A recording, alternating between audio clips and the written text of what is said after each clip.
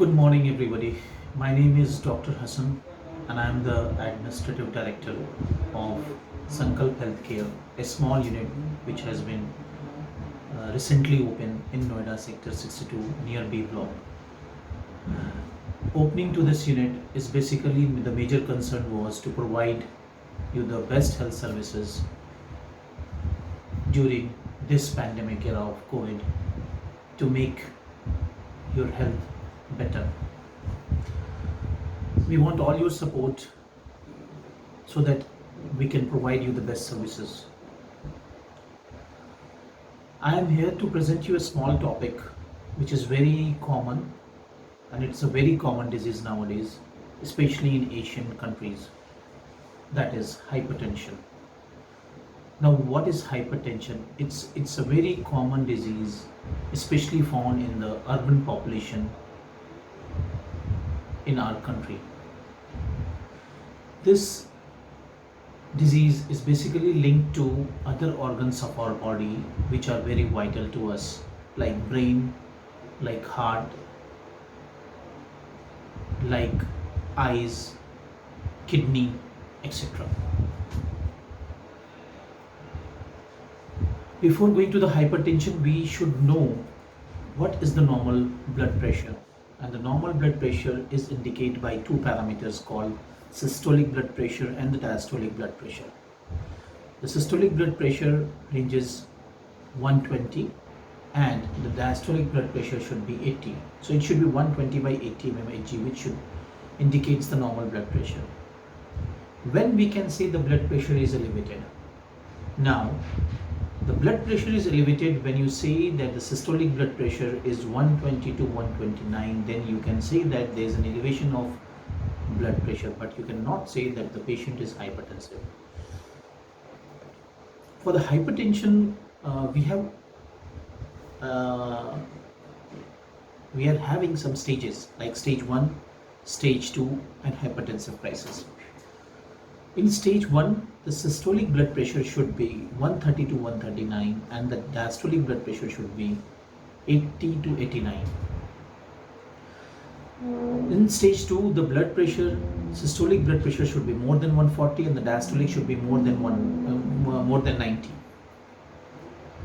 Now, when we say that hypertensive crisis, it indicates that the systolic blood pressure should be more than 180 and the diastolic blood pressure should be more than 120 mmHg.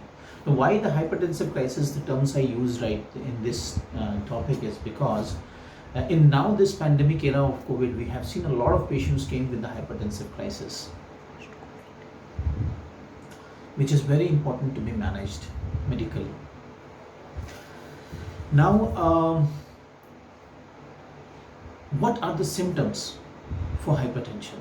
How can you think that we are having something related to increased BP? So the symptoms are very simple. They are like headache, they are like shortness of breath, chest pain, dizziness, then visual changes, flushing. So these are the things. These are the symptoms which indicates that your BP is increased. Then you have to check your BP for this, whether it has been increased or not.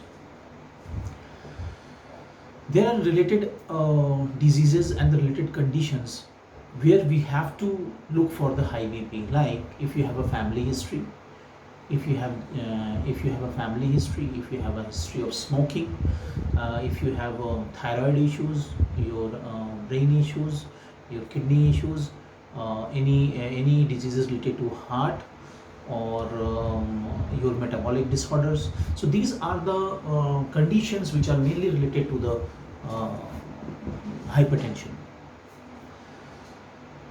In a brief, I want to just let you know how we can manage this hypertension. And the most important thing nowadays, we are seeing that lifestyle modification is very important. In this lifestyle modification, you can see that there are two things: either diet management, physical activities, okay, and stress releasing activities like yoga, meditations, okay, physical activity like exercises which you can do at least 30 to 45 minutes per day, 5 days a week. Diet management is also very important to decrease your BP or to control your BP. These two things are very important, and if you do a lifestyle modification, your BP will be controlled definitely.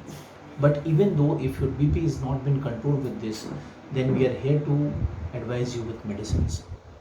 There are certain medicines with a low dose we can start and make sure that the BP should be controlled in the range which are needed. One thing more is that nowadays after 18 years of age, we should screen our child for BP, because we have seen that the young stage, due to stress and anxiety, the BPs are on the higher range. That has to be monitored very well. So lastly, I want to say that it's better to prevent than to cure. Thank you very much, and please visit our center. Thank you.